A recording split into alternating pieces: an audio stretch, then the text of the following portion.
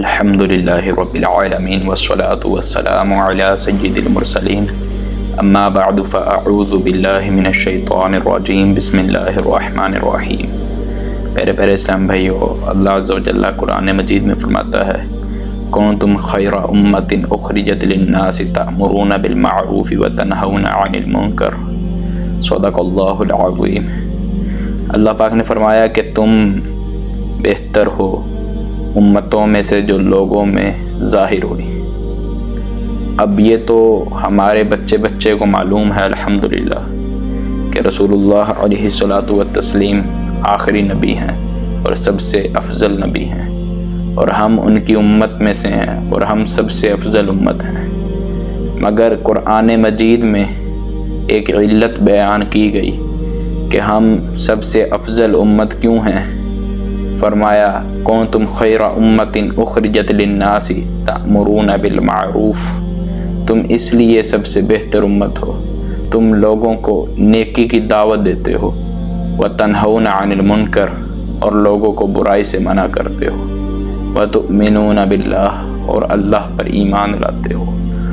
آج موضوع جو میرا ہے وہ یہی ہے کہ نیکی کی دعوت دینا اور برائی سے منع کرنا۔ بدقسمتی سے ہمارے درمیان یہ کام بہت کم پایا جا رہا ہے۔ ہم سمجھ بیٹھے ہیں کہ صرف داڑھی والے اور امامے والے کا کام ہی نیکی کی دعوت دینا ہے، صرف ان کا کام ہی ہے کہ وہ کسی کو اچھائی کا حکم دے، برائی سے منع کرے۔ اور نوبت یہاں تک پہنچ چکی کہ برائی ہمارے سامنے ہوتی رہتی ہے مگر ہمیں اس سے چندہ فرق نہیں پڑتا، جبکہ مسلم شریف کی روایت ہے، حدیث پاک کا مفہوم ہے، رسول اللہ علیہ الصلوۃ والتسلیم نے فرمایا کہ جب تم کسی برائی کو دیکھو تو اسے ہاتھ سے روک دو۔ فرمایا اگر ہاتھ سے روکنے کی قدرت نہ پاؤ تو تم اسے زبان سے روکو، اگر تم زبان سے بھی روکنے کی طاقت نہ پاؤ تو اسے دل میں برا جانو۔ اور فرمایا کہ یہ دل میں برا جاننا یہ ایمان کا سب سے کمزور ترین درجہ ہے۔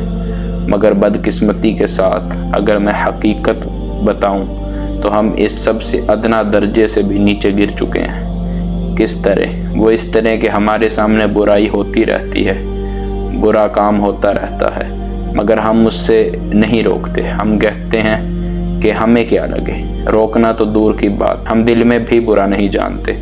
کوئی ہمیں کہے کہ یار دیکھ فلاں یہ برائی کر رہا ہے، روکتا کیوں نہیں؟ تو ہم کہتے ہیں جو بھی کر رہا ہے اپنا کر رہا ہے، ہمیں تو اس سے کوئی تکلیف نہیں نہ ہو رہی۔ شراب پی رہا ہے تو خود پی رہا ہے، ہمیں کیا؟ گانے باجے سن رہا ہے، اپنے گھر میں بیٹھ کے سن رہا ہے، ہمیں کیا؟ ہم کیوں منع کریں جب ہمارے لیے وہ مضر ہی نہیں۔ مگر یاد رکھیے گا جنگل میں آگ لگے تو وہ پھیلتی ضرور ہے، وہ ضرور ہر جگہ پر اپنا قبضہ جماتی ہے۔ یہی بری عادتیں کل کو آپ کے بچوں میں بھی آ سکتی ہیں، آپ کے چاہنے والوں میں بھی آ سکتی ہیں، پھر آپ کو تکلیف ہوگی۔ اگر ہم اس دن سے ہی اللہ کی نافرمانی دیکھ کر رنجیدہ ہوتے اور اسے منع کرتے تو آج ہم اپنے چاہنے والوں کو اس میں ملوث دیکھ کر رنجیدہ نہ ہو رہے ہوتے۔ ایک اور حدیث پاک سماعت فرمائے، رسول اللہ علیہ الصلوۃ والتسلیم نے فرمایا تمہارا نیکی کا حکم دینا یہ بھی صدقہ ہے۔ دیکھو پیارے عزیزو، ہمیں چاہیے ہم جب برائی کا کام دیکھیں تو اسے روکیں، اور جب کسی کو دیکھیں کہ وہ ہماری بات سن کے وہ اچھائی کے کام کی طرف جائے گا اسے اچھائی کا حکم دے۔ جس ماں کے اٹھانے سے بچہ صبح اسکول جانے کے لیے اٹھ جاتا ہے، اس ماں کے اٹھانے سے فجر کے وقت بھی اٹھ سکتا ہے۔ ایک بزرگ کے پاس ایک عورت آئی، آ کر کہنے لگی حضرت میرا بچہ فجر میں نہیں اٹھتا۔ فرمایا اگر تیرے گھر آگ لگ جائے اور تیرا بچہ جلنے کے قریب ہو تو کیا کرے گی؟ کہنے لگی حضرت میں تو ڈھنڈورا پیٹ کر جس طرح ہو سکا اسے اٹھاؤں گی۔ فرمایا دیکھ تو اگر دنیا کی آگ سے اپنے بچے کو بچانے کے لیے اس حد تک جا سکتی ہے تو آخرت کی آگ زیادہ حقدار ہے کہ اس سے بچا جائے، تو پھر تو آخرت کی آگ سے بچانے کے لیے بچے کو نماز کے وقت کیوں نہیں اٹھاتی؟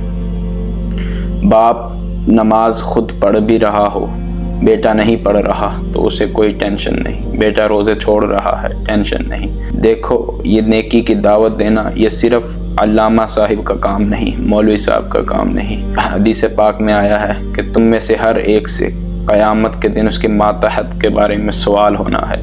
بیٹا باپ کے تحت ہے، باپ پر لازم ہے وہ بیٹے کو آداب سکھائے، نیکی کی دعوت دے، برائی سے منع کرے۔ حاکم پر لازم ہے کہ وہ محکوم کو نیکی کی دعوت دے، برائی سے منع کرے۔ بادشاہ پر لازم ہے کہ وہ رعایا کو نیکی کی دعوت دے، برائی سے منع کرے۔ آقا پر لازم ہے کہ وہ غلام کو نیکی کی دعوت دے، برائی سے منع کرے، ورنہ پھر اس کا عذاب دنیا میں بھی آ سکتا ہے۔ رسول اللہ علیہ الصلوۃ والتسلیم کے فرمان کا مفہوم ہے۔ آقا علیہ الصلوۃ والتسلیم نے فرمایا کہ اللہ تعالیٰ کبھی بھی خاص کی برائیوں کی وجہ سے ساری عوام کو اس کے عذاب میں مبتلا نہیں کرتا، مگر فرمایا جب تک وہ اسے برا جانے، اسے روکنے کی کوشش کریں۔ پر جب عوام بھی اسے برا جاننا چھوڑ دے، روکنے کی کوشش نہ کرے، حدیث پاک کا مفہوم ہے، فرمایا پھر اللہ تعالیٰ کسی خاص و عام کا لحاظ رکھے بغیر سب کو عذاب میں مبتلا کر دیتا ہے۔ اللہ عز و جل سے دعا ہے کہ مالک لم یزل ہمیں نیکی کی دعوت دینے کی توفیق عطا فرمائے، برائی سے بچنے کی توفیق عطا فرمائے۔ آمین بجاہ النبی الامین صلی اللہ علیہ وآلہ وسلم۔